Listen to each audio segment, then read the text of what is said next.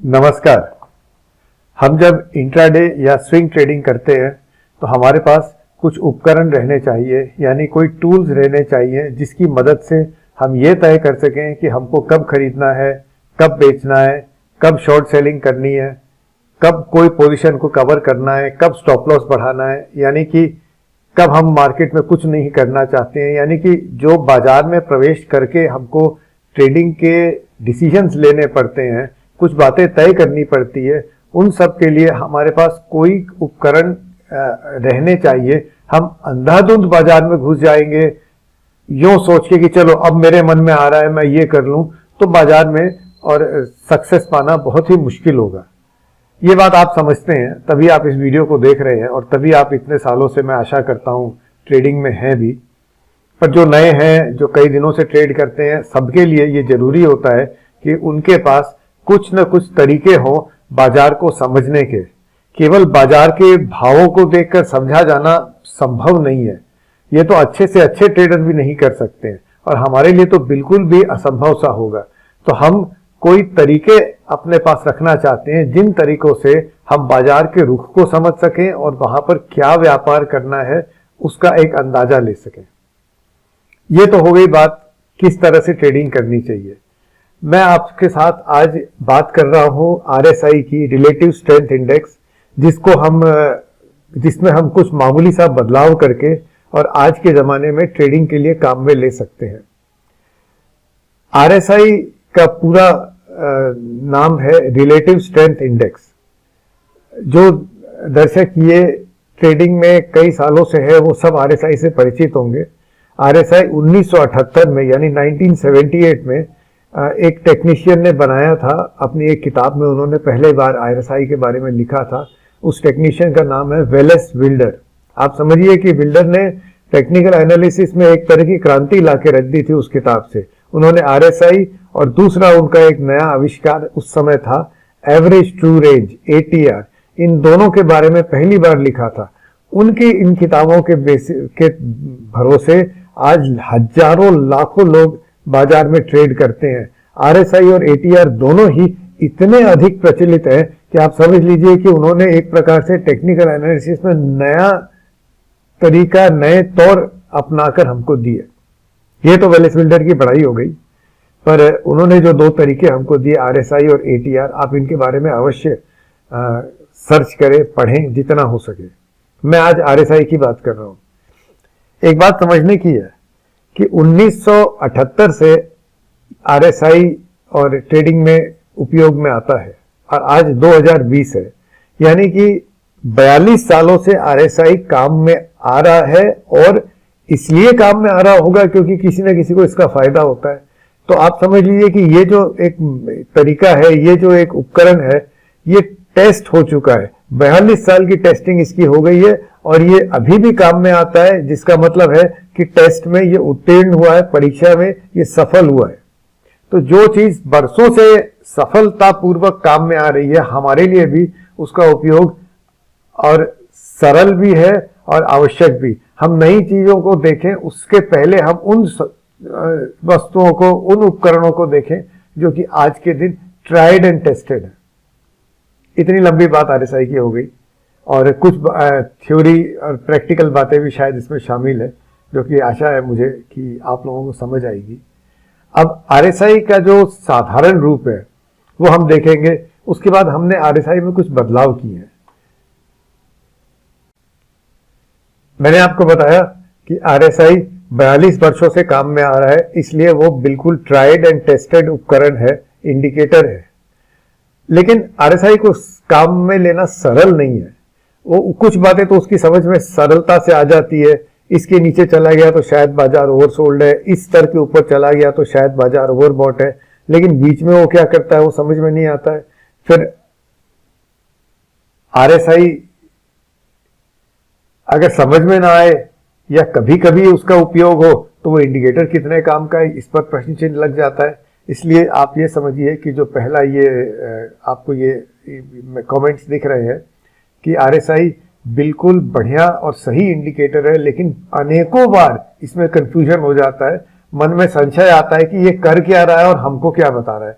तो संशयात्मक कोई तरीके हों, उससे हम जितना दूर रहें उतना अच्छा है। हमको ट्रेडिंग के लिए क्लीन सरल तरीके चाहिए। वो इसलिए क्योंकि ट्रेडिंग में अपने आप ही अनेक तरह के संशय होते हैं। जब आप बाजार का रुख देखना शुरू करते हैं, भाव आने लगते हैं, तो मन में मेरे तो सब समय ही संशय रहता है।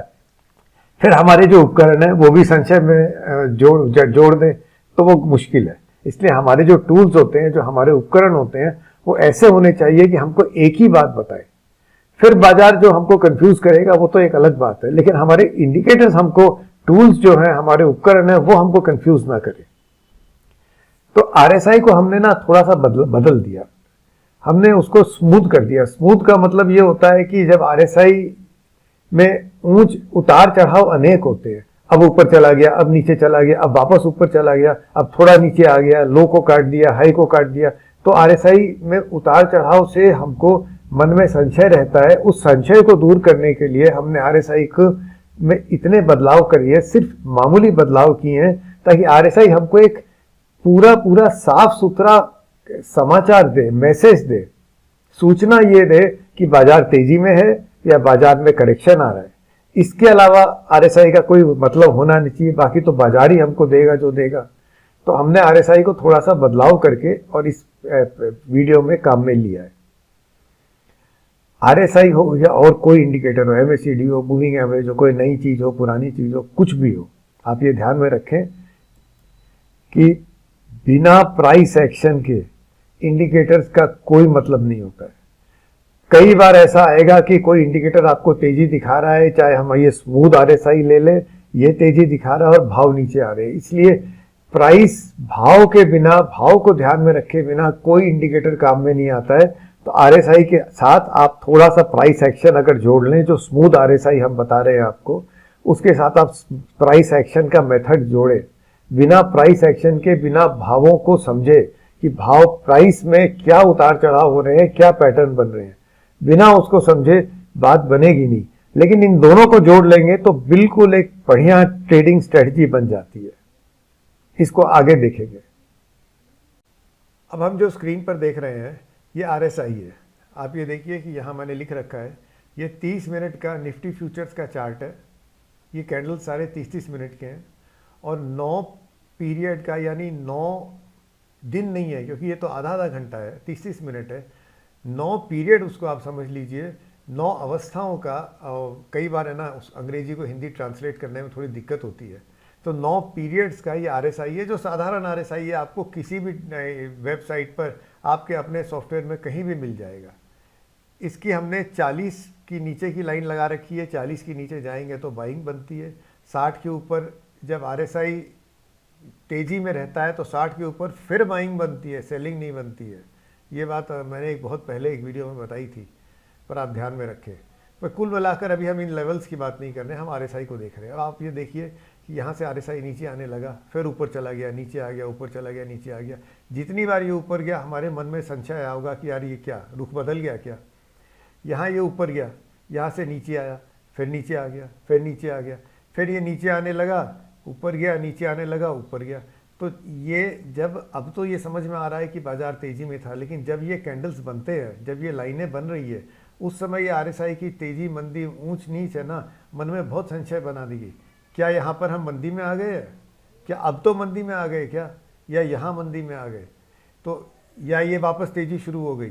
तो इतनी बार खरीदना बेचना करेंगे ना तो कुछ बचेगा ही नहीं। कॉस्ट इतने लग जाएंगे, खर्च इतने लग जाएंगे कि, और स्लीपेज भी, और हम कहाँ खरीदेंगे, कहाँ भेजेंगे। इसलिए ये आरएसआई काम तो करता है, लेकिन हमारे लिए इंट्राडे ट्रेडिंग में या स्विंग ट्रेडिंग में बहुत मतलब नहीं रख रहा है। इसको हम बदल कैसे सकते हैं? इस आरएसआई को काम में लेकर हम इसको स्मूथ कर कैसे आगे बढ़ सकते हैं, वो अब हम देखेंगे। अब हमारे पास इस समय स्क्रीन पर 2 चार्ट है। ये वो चार्ट है आरएसआई का, 9 पीरियड आरएसआई का, जो हमने अभी देखा था। इसी 9 पीरियड आरएसआई में हमने थोड़ा बदलाव किया है। अब हम इस आरएसआई के जो बदलाव वाले 2 लाइनें हैं उन्हीं को काम में लेंगे, लेकिन वो बदलाव भी आरएसआई पर हो रहा है, इसलिए आरएसआई की आवश्यकता तो हमको है ही, केवल हम उसको देखेंगे नहीं। अब ये जो बाईं तरफ चार्ट है, इसको आप देख लीजिए, ये वाला चार्ट जो है, और यहाँ पर आप देखिएगा कि 2 लाइनें हैं। ये जो पहली ब्लू लाइन है, इसको आप फास्ट लाइन मान लीजिए, तेजी वाली लाइन मान लीजिए, जो कि सिग्नल देती है। ये लाइन RSI का 34 पीरियड का लीनियर रिग्रेशन बनाकर बनाई गई है। ये कैसे बनती है वो मैं आपको फिर दिखाऊंगा अभी। और ये लाल लाइन है, ये सॉफ्ट लाइन है, स्लो लाइन है, ये 55 पीरियड की लीनियर रिग्रेशन है इस RSI की, प्राइस की नहीं, इस RSI की। अब हम यहाँ पर इस RSI को यहाँ नहीं देख रहे हैं क्योंकि इन दोनों लाइनों से हमारा काम हो रहा है। अब देखिए यहाँ से लेके यहाँ तक एक ही तरफ की रुख हमको दिखाई पड़ रहा है, जबकि यहाँ से हम लेते हैं यहाँ तक, ये यहाँ आके ये रुका है रुख, यहाँ कितनी बार ये ऊंच नीच किया RSI ने। यहाँ पर हमको सीधा सीधा एक मैसेज मिल रहा है कि बाजार तेजी में। ये इन दोनों में फर्क है। आप आगे देखिएगा वही फर्क आपको फिर मिलेगा। यहाँ से एक हमको करेक्शन का अंदाजा मिल रहा है, यहाँ से करेक्शन की बात नहीं आ रही है, यहाँ से कितनी बार फिर ये ऊंच नीच कर रहा है। तो ये लाइनें हम चाहते हैं जो हमको बताए कि इस समय RSI हमको क्या बता रहा है। RSI बता रहा है कि हम तेजी में हैं, बस इतनी सी बात। अब बाजार तेजी में है कि नहीं वो प्राइस एक्शन के साथ हमको फिर भी जोड़ना पड़ेगा, पर यहाँ तो RSI क्या कह रहा है वो भी बात समझ में नहीं आ रही है। तो RSI को हमने थोड़ा सा बदल के उसके लीनियर रिग्रेशन को काम में लिया, न कि RSI को। मैं ट्रेंड एनालाइजर यूज करता हूँ, इसलिए अब जब मैं आपको टूल्स दिखा रहा हूँ वो ट्रेंड एनालाइजर के टूल्स हैं। इसका ये मतलब नहीं है कि आप और इसको कहीं काम में नहीं ले सकते। जितने सॉफ्टवेयर होते हैं जो भी थोड़ी फ्लेक्सिबिलिटी देते हैं, हर सॉफ्टवेयर में आप ये काम कर सकते हैं जो मैं आपको यहाँ दिखा रहा हूँ। इस स्क्रीन पर आप देख रहे हैं कि हम RSI की सेटिंग कैसे कर रहे हैं। 9 पीरियड का RSI है ये, और 60 और 40 की दो लाइनें हम बना रहे हैं, जो कि हमारे लिए एक तरह की बाइंग की लाइन होगी और एक एडिशनल फिर से बाई करने की तेजी की और लाइन होगी। और इनको जब मंदी आएगी तो हम दूसरी तरह से घुमाकर काम में लेंगे। अभी तो मंदी है नहीं, तो जो अभी का रुख है वो आपको मैं बता रहा हूँ। यानी जब मंदी आ जाएगी तो 60 से नीचे हम बेचेंगे और 40 के नीचे हम फिर बेचेंगे। ये तो हमारी पहली सेटअप हो गई। 9 पीरियड RSI है।